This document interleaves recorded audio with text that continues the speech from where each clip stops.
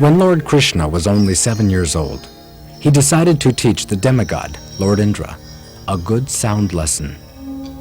Indra is Krishna's servant, but he had become too proud of his material opulence. Krishna also wanted to teach his eternal devotees, the residents of Vrindavan, that they should exclusively depend upon him. Bring all the pots over here. That's right. Do we have the grains and ghee for the fire? Put the flowers over here. Very good. We're almost ready for the sacrifice. Upananda! Call the Brahmins. I will go get the cows ready for the ceremony. Father, Krishna. what is happening? Everyone is so busy. Are you preparing for a sacrifice? Yes, son. As a matter of fact, we are. Who is it meant for? And what will be the results? How will you perform it? These things are a little difficult for this little boy to understand. Father, please tell me. You are a saintly person, so you shouldn't keep secrets from your family members. All right. This sacrifice is more or less a traditional offering to Lord Indra. We must show Indra our gratitude, for he sends us rain, and without rain our crops couldn't grow and we could not live. We don't need to worship Indra. Whether it rains or not depends on our karma, the reactions to our previous deeds. Let's just perform our duty and take care of the cows. No, son, that's not correct. We can't get good results simply by doing our work properly. We must try to please Indra. But whether he's pleased or not doesn't matter. He pours water everywhere, on the ocean as well as the land. The ocean doesn't try to please Indra. Let's not bother with him, but instead offer everything to Govardhan Hill.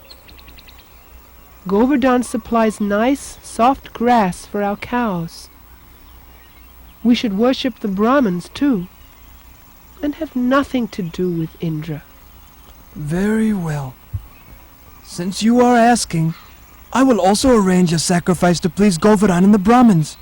But now, we will do one to please Indra. No, Father. Let's not waste time. Let's take everything prepared for the Indra sacrifice and immediately use it to worship Govardhan and the Brahmins. Are you sure we should do that, son? Yes, Father, immediately. All right. As you wish. Everyone, please listen. Let's follow Krishna's advice and perform a sacrifice to Govardhan Hill and the Brahmins. We will stop our worship of Indra. How should we do this, Krishna? Prepare lots of food cooked from grains and ghee. Sweet rice, gulab jamans, sandesh, rasgullas, ladus, pakoras, puris, and rice. Invite the Brahmins and feed them and give them charity. Decorate the cows and feed them very nicely. After everything has been offered to Govardhan, everyone in Vrindavan should enjoy a sumptuous feast. Let the Govardhan Puja ceremony begin. Jai Hari Bol! Hari Bol!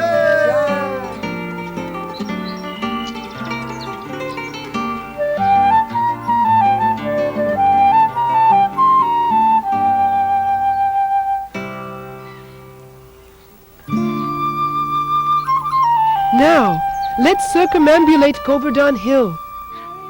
Hare Krishna, Krishna Krishna, Hare Hare, Hare Rama, Rama Rama, Hare Hare, Hare Krishna,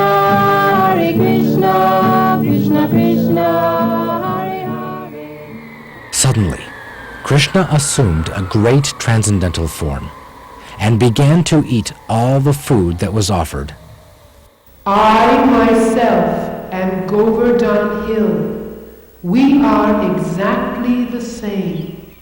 Oh, Govardhan has assumed this huge form. and is favoring us by accepting all of our offerings. Jai! Jai Haribol! Haribol! Jai! Those who neglect Govardhan Puja will be bitten by the snakes who live on the hill. Let us happily worship Govardhan Hill and not bother with Indra. Those impudent people in Vrindavan, they're simply forest dwellers, and they dare to defy me, the King of Heaven. Rascals! They've made a great mistake listening to their friend Krishna. Who is he? Simply a little boy. Now they'll pay for their foolishness. Sambataka cloud! Sambataka! Oh, devastating cloud of universal dissolution! Destroy Vrindavan, its opulence, land, cows and people! But Maharaj Indra, I do not think it is wise. Krishna is very powerful. Don't worry, I shall follow you with great, great storm clouds. Using my full strength, this talkative boy and his foolish companions will be destroyed.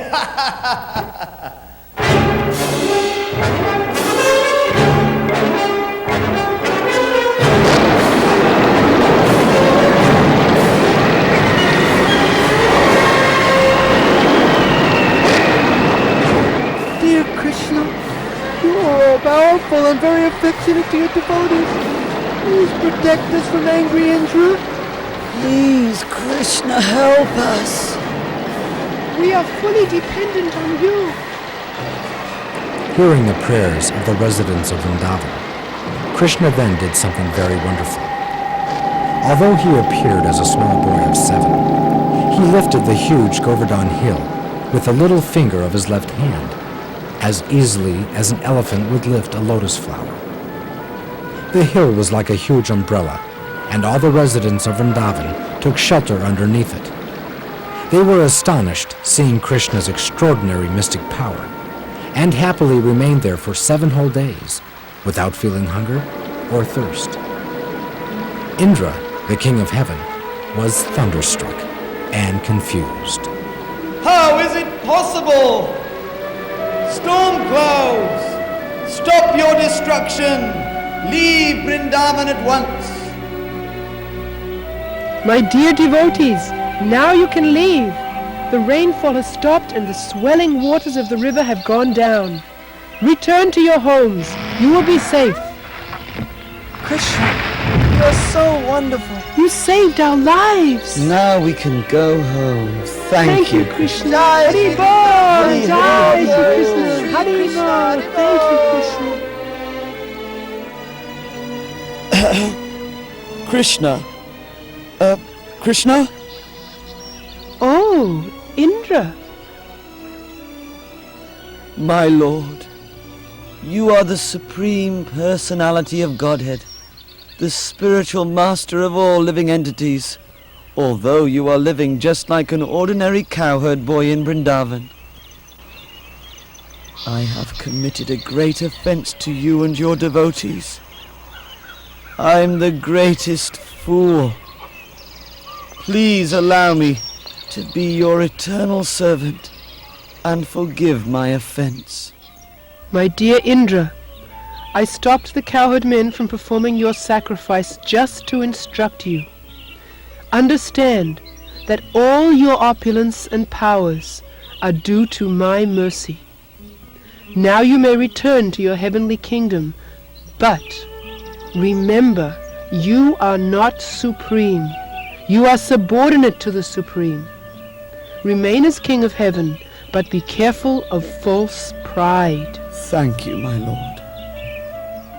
After satisfying Krishna, King Indra returned to the heavenly planets. Vrindavan once again became transformed by Krishna's presence.